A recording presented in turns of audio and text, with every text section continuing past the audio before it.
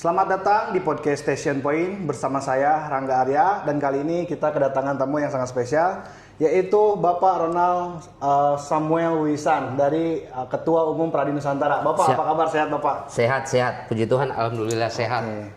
Baik Pak, langsung aja nih kita pada pertanyaan intinya. Yang pertama itu, advokat itu apa Pak?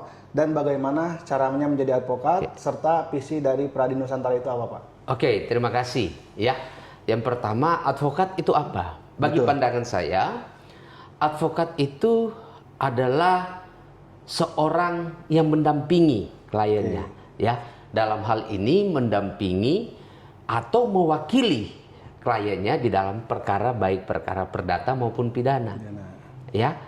Nah, untuk membantu akan hak-hak klien tersebut. Ya kan banyak yang bilang wah advokat itu hanya menerima hanya gimana ya? Hanya membela bagi mereka yang bayar, walaupun salah. Ya kan banyak yang bilang begitu. Kenapa sih advokat harus membela orang yang salah? Apa karena dibayar? Yang pertama, seorang advokat itu dia harus menerima kuasa dulu. Betul. Ya kan? Menjadi kepercayaan klien. Nah itu ya. Kalau masalah dibayar relatif. Ada yang dibayar, ada yang pro bono. Ya, jadi advokat itu intinya orang yang mendampingi kliennya, orang yang mewakili kliennya, membantu kliennya untuk mendapatkan hak-haknya. Baik, seperti itu. Terus ya? Itu caranya menjadi advokat itu bagaimana Pak? Kalau cara menjadi advokat itu beda organisasi, beda juga caranya, ya kan? Siap. Nah, tetapi kalau sesuai dengan undang-undang advokat, ya kan? Undang-undang advokat itu pasal 2, pasal 3, ya kan? Itu sudah clear di situ. Yang pertama dia harus sarjana hukum untuk menjadi advokat. Umur harus 25 tahun. Warga negara Indonesia. Nggak boleh warga negara asing. Ya kan? Dia ikut pendidikan PKPA dan ujian upah. Dia sudah magang 2 tahun berturut-turut. 2 tahun itu berarti setelah lulus kuliah ya? Nah, kalau bagi kami Pradi Nusantara enggak, Pak. Enggak. Ya, jadi sementara dia kuliah pun dia masuk kuliah semester 1. Tetapi kalau dia sudah magang dari semester 1 itu kami hitung. Nah, kuliah ke depan berapa tahun kuliah? Mungkin ada yang RPL bisa 2 tahun. Ya. Nah, ketika kuliah 2 tahun, abang pas mulai kuliah start juga magangnya. Jadi 2 tahun ke depan umur 27 tahun abang lulus sarjana hukum karena RPL ya. Program dari pemerintah kalau nggak salah itu ya. Jadi sah, bukan jual beli ijazah. Ya. Terus abang sudah magang 2 tahun. Nah, setelah lulus contoh 2027 bulan Juli, maka di bulan Agustus pun udah bisa ajukan sumpah. Bagi Pradi Nusantara itu legal. Apakah itu melanggar hukum? Tidak ada hukum yang kami langgar. Itu ketentuan daripada organisasi profesi masing-masing, organisasi advokat masing-masing. Berarti magang itu tidak harus nunggu lulus dulu ya? Tidak harus nunggu lulus. Berarti walaupun kita masih kuliah terhitung magang. Jadi ketika lulus bisa langsung di... Betul. Nah, kenapa orang bilang ikut PKP itu harus sarjana hukum? Mohon maaf, bagi saya itu adalah sebuah pembodohan.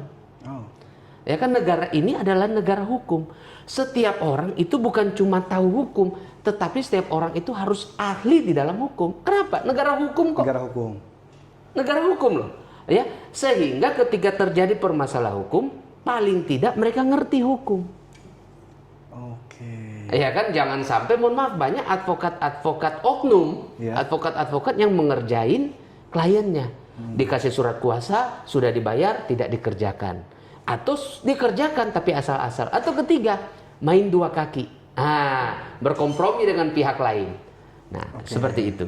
Baik Bapak, ada nggak sih tantangan terbesar nih bagi para advokat muda yang baru merintis karirnya Pak? Begini. Sesuai dengan visi Pradi Nusantara. Tadi kan ada nyinggung soal visi Pradi Nusantara. Visi Pradi Nusantara sangat clear dan jelas. Adalah organisasi advokat yang melahirkan advokat yang dapat dipercaya, berintegritas, berkomitmen, berkarakter, dan tunduk pada undang-undang serta nilai-nilai Pancasila. Itu sangat clear. Nah, kalau pertanyaan tantangan bagi advokat mudah ya, tantangan bagi advokat muda. Saya juga masih muda. Masih muda ya. Tantangan yang paling terutama adalah bagaimana sih cara mencari klien. Itu merupakan tantangan tantangan dong. Tantangan ya. Iya kan? Jangan cuma saya jago nih pasal-pasal. Iya, Ya kan? iya, Ada iya. klien nggak? Jadi percuma kita menguasai ilmu tapi kita nggak punya klien gitu. Buat apa? Nah, gitu. Ya kan? Sama kayak dokter. Ya kan? Iya. Oh dia pinter. Tetapi nggak ada pasien yang datang. Iya, Nggak ada betul. rumah sakit yang mempekerjakan dia. Betul, Jadi betul. tantangan bagi advokat muda saat ini, bagaimana dia mencari klien. Nah, bagaimana dia mencari klien? Tentu lihat dulu personal brandingnya dia. Ya kan, personal brandingnya seperti apa? Dia adalah pengacara yang dapat dipercaya nggak? Bagaimana dia mau dapat klien kalau dia bukan seorang pengacara yang dapat dipercaya? Nah, bagaimana dia akan dapat klien kalau dia tidak punya integritas? Nah, itu ada divisi daripada organisasi kami, Pradi Nusantara. Nusantara ya. Nah, terus cara cari kliennya gimana? Apakah boleh kita beriklan? Secara jelas kita kode etik advokat tidak boleh beriklan. Oke. Nah, tapi kalau kita mengembangkan sosial media untuk personal branding. Iya, baik Pak. Jadi berbicara soal sosial media nih. Iya. Terus dengan dunia sekarang di media sosial seperti apa nih? Apakah penting nih media sosial bagi para advokat, Pak? Oh, bagi saya sangat penting. Sangat penting. Justru advokat-advokat saat ini yang muda-muda ya, yang kalau sudah terkenal ya dari Sabang sampai Merauke, OC Kaligis, orang udah tahu Prof OC Kaligis, Iya. Prof Gayus Lumbun, orang udah tahu, ya kan, datang dengan sendirinya gitu loh. Tapi kan mereka membangun personal branding, brand image mereka juga nggak gampang gitu. Iya. Tapi saat ini bagaimana gitu loh? Yang udah top aja Hotman Paris, Bang Hotman. Dia personal brandingnya dan sosmednya luar biasa. Itu kita harus akui. Nah, belajar dari situ, Bang. Berarti menjadi salah satu wadah juga, Pak. Iya dong. Jadi sosmed baik Facebook, Instagram. Kalau Facebook kan orang-orang mungkin angkatan saya kali ya. Zaman-zaman sekarang kan udah Instagram, TikTok sekarang yang viral. ya kan? Mungkin ada YouTuber dan lain-lain. Nah, kita bagaimana mengembangkan personal branding seorang advokat atau brand image-nya seorang advokat itu lewat media sosial. Media sosial. Nah, sebagai tambahan, kami di Pradi Nusantara ada yang namanya pendidikan Master of Advocate. Nah, itu kita ajarin tuh, bagaimana cara personal branding, digital marketing, bagaimana kita bernegosiasi, bagaimana kita berkomunikasi dengan klien.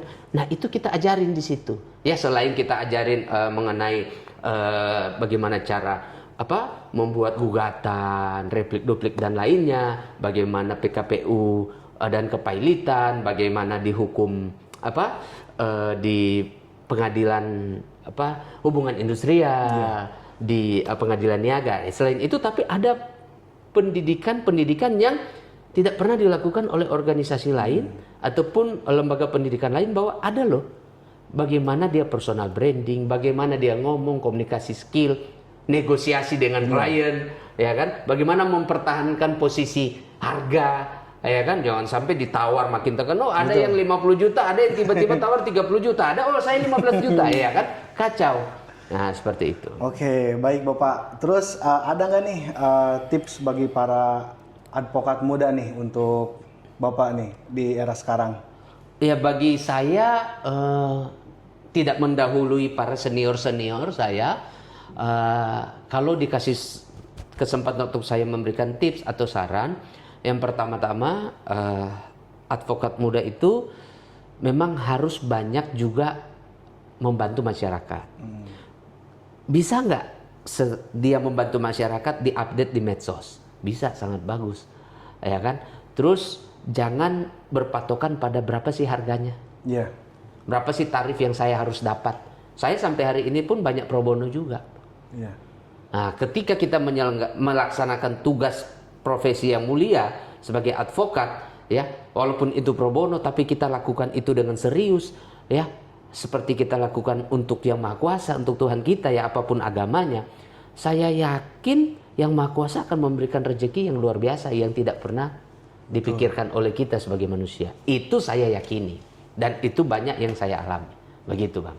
Pesan saya juga terakhir bagi para advokat muda, jadilah advokat yang dapat dipercaya, berintegritas, berkomitmen, kalau sudah terima surat kuasa, komitmen. Jalankan. Jalankan, ya kan? Punya karakter, ya, style sendiri, ya.